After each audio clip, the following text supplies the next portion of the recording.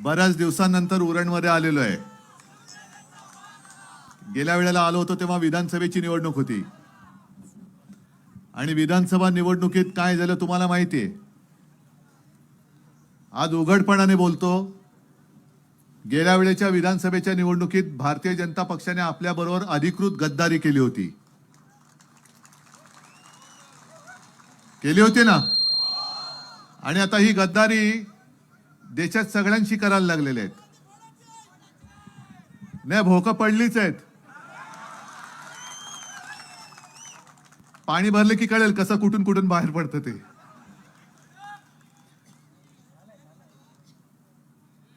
भारतीय जनता पक्षाला असं वाटते की आता त्यांच्या खेरीज दुसरा कोणताही पक्ष या देशामध्ये राहता कामा नये आणि म्हणूनच मी मैदानात उतरलेलो आहे.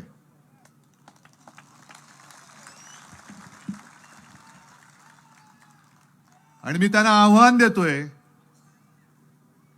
तुम्ही जो काय एक उपराटा निर्णय तुमच्या लवादाच्या माध्यमातून दिलेला आहात, मी जवळपास प्रत्येक सभेत आव्हान देतोय की मी जनतेमध्ये आलेलो आहे, तुम्ही जनतेत येऊन उभं राहायचं आणि सांगायची शिवसेना कोणाची.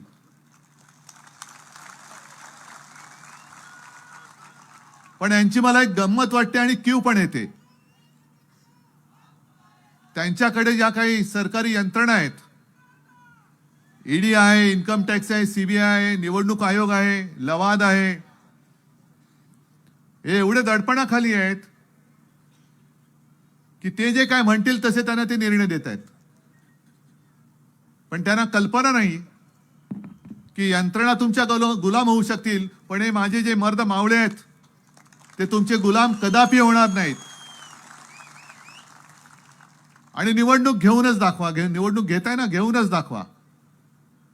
हा छत्रपती शिवाजी महाराजांचा महाराष्ट्र नाही तुमच्या पाठीला माती लावेल तर आम्ही त्याचं नाव नाही सांगणार.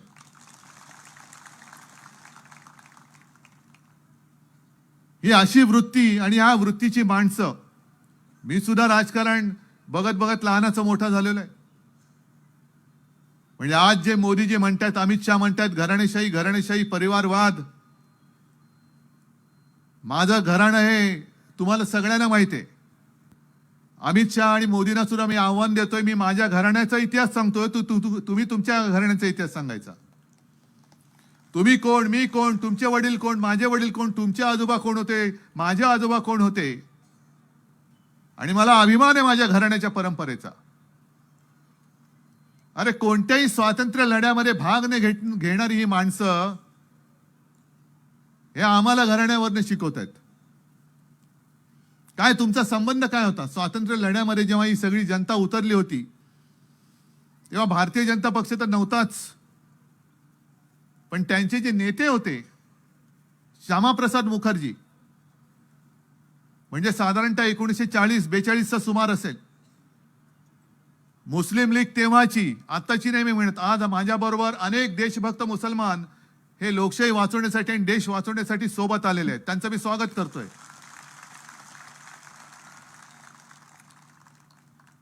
मी इथे काँग्रेसचा प्रचारक म्हणून आलेलो नाही, पण सत्य तुम्हाला सांगायला आलोय.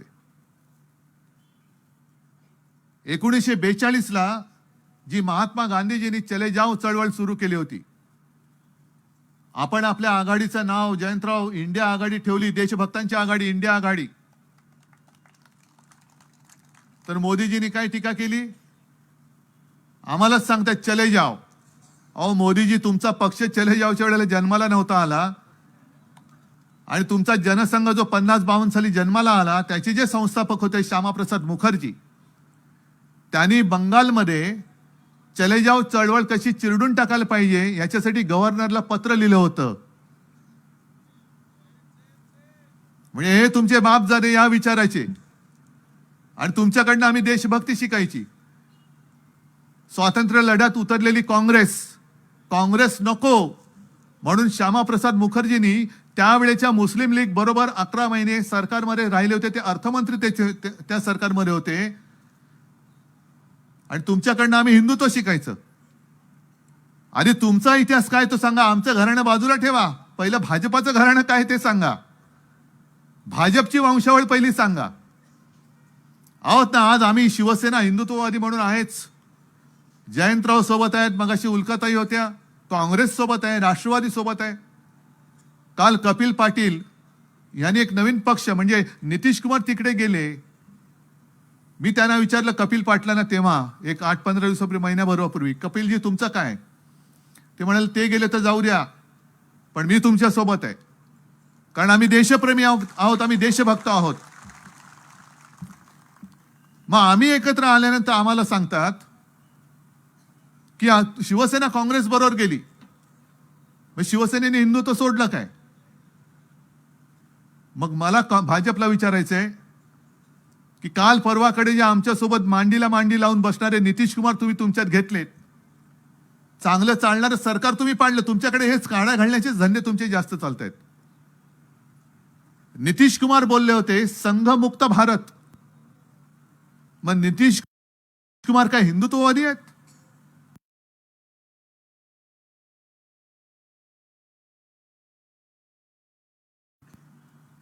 विशेष कायदा करा आणि राम मंदिर करा, हे जेव्हा मी बोलत होतो, आज आम्ही एकत्र सगळे जमलेलो आहोत. बघा इकडे किती लोक जमलेली आहेत. आणि माझं तर संपूर्ण देशातल्या प्रत्येक नागरिकाला विनंती आहे, आवाहन आहे की तुम्ही असाल कोणत्याही धर्माचे, तुम्ही असाल कोणत्याही जातीचे, पण आज वेळ अशी आलेली आहे की जात पात धर्म बाजूला ठेवून देश हाच माझा धर्म आणि देश वाचवणं हाच माझा धर्म म्हणून तमाम देशभक्तांनी एकत्र येण्याची आज गरज आहे. आणि अशीच वेळ तेव्हा आली होती 77 साली. निदान त्यावेळेला इंदिरा गांधींनी उघड उघड आणीबाणी पुकारली होती. आणि त्या आणीबाणीच्या काळामध्ये सुरुवातीला शिवसेनेने पाठिंबा जरूर दिला होता, पण आणीबाणीच्या काळात जे काही अत्याचार झाले, विरोधी पक्षाच्या नेत्याने ज्या पद्धतीने तुरुंगात डांबलं, त्याला शिवसेनेने विरोध केला होता.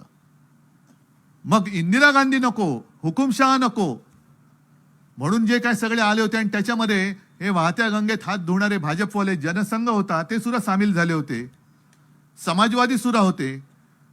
मग काय हो भाजपवाल्यानो, तेव्हा तुम्ही जो काही जनता पक्ष स्थापन केला होता तो काय सगळा हिंदुत्ववादी विचाराचा होता? सगळे काय हिंदू धार्जिणे पक्ष तुमच्या जनता पक्षात होते? नव्हते ना. तुम्हाला देश वाचवायचा म्हणून तुम्ही त्या जयप्रकाश नारायणनी जे एक पुढाकार घेतला होता त्या जनता पक्षात तुम्ही गेला होता. मग आज सुद्धा आम्ही तुमची हुकुमशाही नको म्हणून बाकीचे पक्ष देशभक्त पक्ष जर एकत्र आलो तर तुमच्या पोटात का मुरडा येतो? केवळ तुम्ही म्हणजेच देशभक्त, भाजप म्हणजेच देशभक्त, आणि जो भाजपच्या बाहेरचा आहे तो देशद्रोही अजिबात चालणार नाही. असं होऊ शकत नाही आणि होऊ देणार नाही. आज आमच्या तुम्ही साध्या साध्या कार्यकर्त्याला जुन्या जुन्या केसेस, अरे कसल्या केसेस? काय बलात्काराच्या केसेस आहेत, दरोड्याच्या केसेस आहेत, आंदोलनाच्या केसेस काढता आणि त्याच्या मागे पोलीस कारवाई लावता. मी पोलिसांना सुद्धा सांगू इच्छितो की हे सगळं तुम्हाला माहिती आहे. आज सरकार असतं उद्या नसतं आणि यांचं सरकार तर नक्कीच नसणार आहे.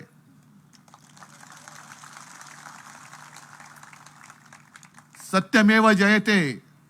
आणि पोलिसांना सुद्धा सांगतो सदरक्षणाय खल निग्रणाय, त्याला तुम्ही जागा. हे आजचे राज्यकर्ते उद्या नसणार, त्यांची खुर्ची सटकायला लागलेली आहे, हालायला लागलेली आहे. त्याने किती हवा आणू द्या, पण काश्मीर ते कन्याकुमारी पर्यंत जो एक मला आक्रोश दिसतोय तो बघितल्यानंतर याने किती आदळापट केली तरी 100-200च्या वरती जाऊ शकत नाही. आज लिहून ठेवा तुम्ही. आणि मी काल बोलता बोलता बोलून गेलो की अनेक जणांना विचारलं, तुमच्याही मनामध्ये प्रश्न असेल की हे सगळे ठीक आहे पण ईव्हीएमचं काय? बरोबर ना? तुमच्या मनात सुद्धा प्रश्न असेल की नसेल? पण मला सांगा, एवढे सगळे तुम्ही इकडे जमलेला आहात, तुम्हालाही हुकुमशाही हवे की नको आहे? नको हा तुमचा निश्चय आहे ना?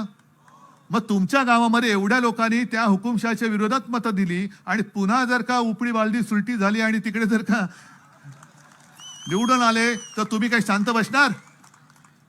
माझं तर मत आहे यावेळेला भाजपाने ईव्हीएमचा घोटाळा करून जिंकून दाखवावंच. जिंकूनच दाखवा. देशात जो असंतोषाचा भडका उडेल तो कोणालाही आवरू म्हटलं तरी आवरता येणार नाही. एवढी जनता आज पेटलेली आहे, एवढी जनता यांना आज कंटाळलेली आहे. कारण उघड उघड दिसतंय सगळं. ज्या पद्धतीने यांचं काम चालू आहे, मी मगाशी सभेत सुद्धा जे बोललो की काल भारतीय जनता पक्षाची पहिली यादी जाहीर झाली 195 जणांची. पाहिली तुम्ही कोण कोण त्याच्यामध्ये? नरेंद्र मोदी जे आहेत, अमित शहा आहेत, बरोबर आहे. पण त्यांच्या बरोबरीने आणखीन एक नाव आहे, पहिल्या यादीत त्याला मानाचं स्थान मिळालंय, ते म्हणजे ज्याच्यावरती भारतीय जनता पक्षानेच बेहिशोबी संपत्ती गोळा केली म्हणून आरोप केले होते, चौकशी केली होती, त्या कृपाशंकर सिंहाचं नाव नरेंद्र मोदी आणि अमित शहाजींच्या बरोबर आहे.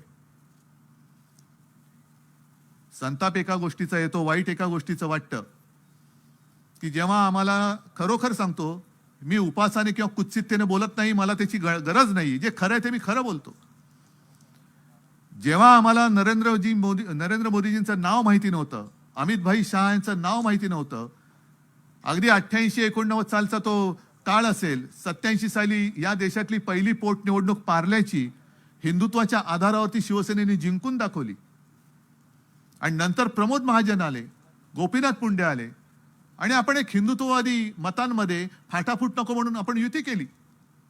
तेव्हा मोदी शहा ही नावं माहीत नव्हती, पण महाजन आणि मुंडेंनंतर आणखीन एक नाव जे मला कळलं होतं आणि आपल्या सगळ्यांना माहिती होतं, ते नितीन गडकरींचं नाव.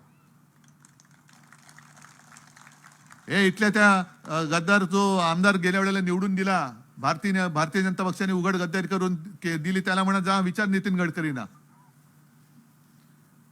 आणि ज्या नितीन गडकरींनी आपल्या युतीच्या काळामध्ये अप्रतिम काम केलं, मुंबई पुणे रस्ता केला, आणि धडाकेबाज माणूस, निष्ठावंत, संघाचा निष्ठावंत, भाजपचा निष्ठावंत, अन्याय झाला तरी चालेल पण मी पक्षशिस्त मोडणार नाही. तुम्ही कृपाशंकर सिंहाचं नाव मोदीजींच्या बरोबरीने पहिल्या यादीत देता, पण आमच्या महाराष्ट्राच्या नितीन गडकरींचं नाव, जे तुमचे अध्यक्ष होते, त्यांचं नाव तुम्ही देत नाही. अरे काहीतरी मान पान सन्मान ठेवा. एवढे वर्ष तो माणूस झटलाय, आणि म्हणून मी जे प्रत्येक सभेत सांगतो ते आता दिसायला लागलेलं आहे की भारतीय जनता पक्षाच्या कार्यकर्त्यांनो, RSSच्या कार्यकर्त्यांनो, खास करून RSSच्या कार्यकर्त्यांना मला सांगायचंय की तुम्हाला आता 25 साली 100 वर्ष होतील.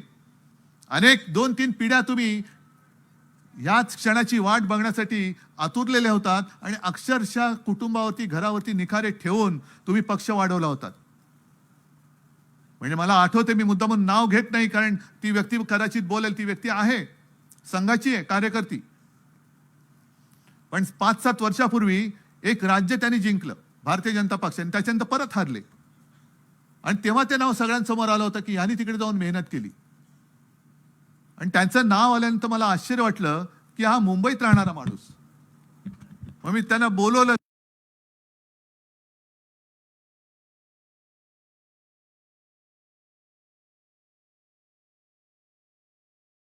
घरी, आणि त्यांना विचारलं.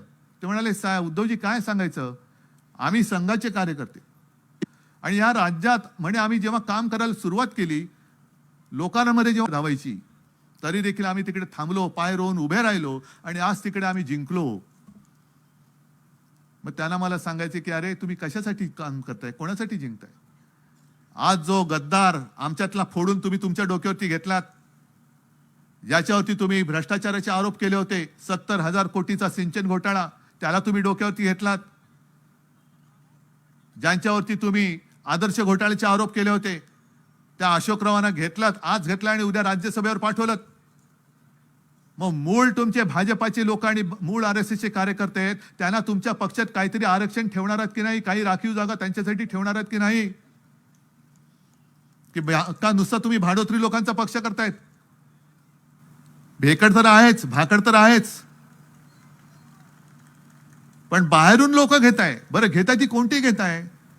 एक कृपाशंकर घेतला, आपला गद्दार घेतले, 40 गद्दार घेतले, इथला खासदार पण गद्दार घेऊन त्याला पण घेऊन गेलात, हरकत नाही. पण ओरिसामध्ये त्यांनी जे काही केलं ते मला तरी पटत नाही. तुम्हाला पटतंय का सांगा मला. आणि भाजपच्या कार्यकर्त्यांना विचारतोय, तुम्हाला तरी पटतंय का? RSSच्या कार्यकर्त्यांना विचारतोय, तुम्हाला तरी पटतंय का? एक काही वर्षांपूर्वी, म्हणजे 2-3 वर्षांपूर्वी, ओरिसामध्ये प्रशांत कुमार जगदेव नावाचा एक माणूस आहे, आणि त्यांनी त्यावेळेला भाजपच्या कार्यकर्त्यांच्या अंगावरती गाडी घातली होती. काही कार्यकर्ते जखमी झाले होते, काही सिरियस होते, एक पोलीस अधिकारी सुद्धा जखमी झाला होता. आणि तो प्रकार त्यांनी केल्यानंतर नवीन पटनायक यांनी त्या माणसाला पक्षाच्या बाहेर काढला होता की तू जनतेवरती गाडी घातलीस, भले असतील भाजपचे कार्यकर्ते, पण ती माणसं आहेत, पण त्या माणसांच्या अंगावरती तू गाडी घालतोस, तू माझ्या पक्षात राहायचं नाही, गेट आउट. आणि काल परवाकडे भाजपच्या कार्यकर्त्यांवरती गाडी घातली म्हणून नवीन पटनायकनी ज्याला पक्षातून काढला त्याला मानाने पक्षात घेऊन मला असं वाटतं भारतीय जनता पक्षाने त्याला उमेदवारी सुद्धा दिलेली आहे. हे पटतंय?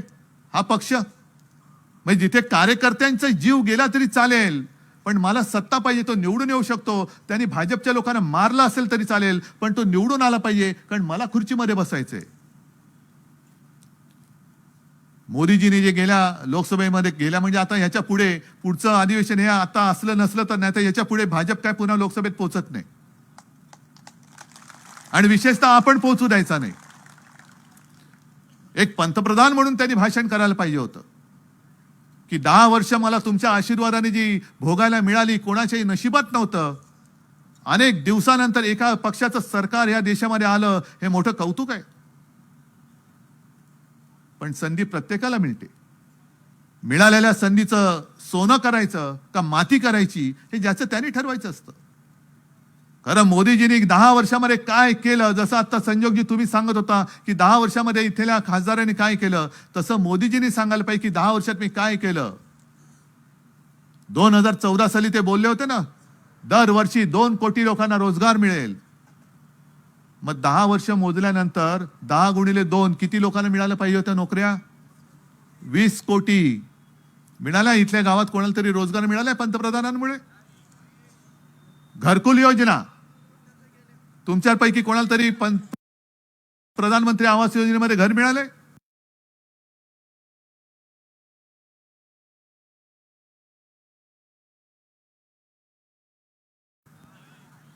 उलट माझ्या फोनमध्ये एक मी व्हिडिओ मुद्दामून ठेवलाय.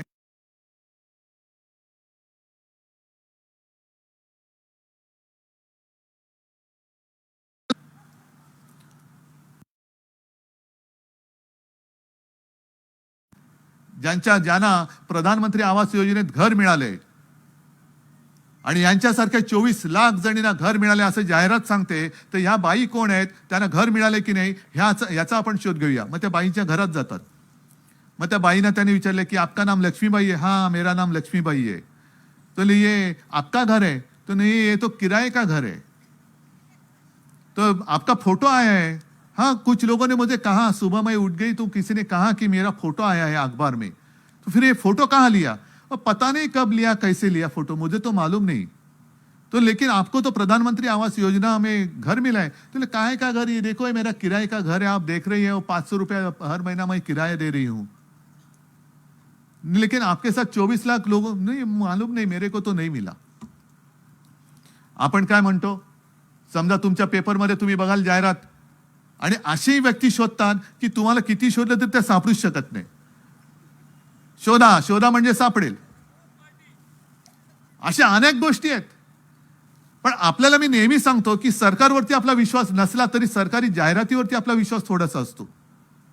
आणि मग आपण विचार काय करतो की अरे प्रधानमंत्र्यांचा फोटो आहे आणि त्या व्यक्तीचा फोटो आहे ना, गरीब बाई दिसते, गरीब बाई खोटं कशाला बोलेल? जर हिला घर मिळालं असेल, आपल्याला नाही मिळालं, पण निदान घर मिळायला सुरुवात तर झाली. पण घर मिळायला सुरुवातच नाही झाली तर तुम्हाला घर मिळणार कसं? आणि 10 वर्षामध्ये त्यांनी काही मी म्हटलं ना, मगाच्या सभेत सुद्धा म्हटलं की काही गोष्टींची नावं बदलून टाकलेली आहेत. मग ते दीनदयाळ उपाध्याय दिलेलं आहे, श्यामाप्रसाद मुखर्जींचं दिलेलं आहे.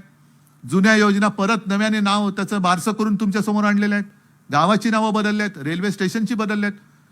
तसंच त्यांनी आणखीन एक शब्द बदललेला आहे, तो म्हणजे जुमला जो होता, ज्याला आपण जुमला म्हणायचो, थाप, त्याला त्यांनी नाव दिले आता मोदी गॅरंटी.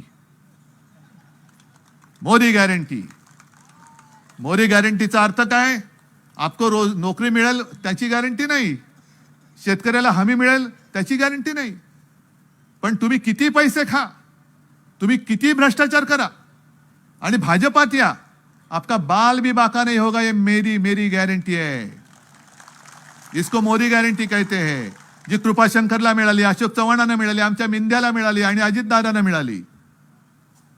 आरोप करणारे हेच, चौकशा करणारे हेच, क्लीन चिट देणारे सुद्धा हेच. म्हणजे क्रिकेटच्या मॅचमध्ये बॉलिंग टाकणारे हेच, बॅटिंग करणारे हेच, कॅच पकडणारे हेच, अपील करणारे हेच आणि आउट देणारे पण हेच. आणि जिंकलो की नाही? अरे कसला जिंकलास? अजून साध्या मुंबई महापालिकेच्या निवडणुका घेण्याची तुमच्यात हिंमत नाहीये आणि तुम्ही देश जिंकायला निघालात.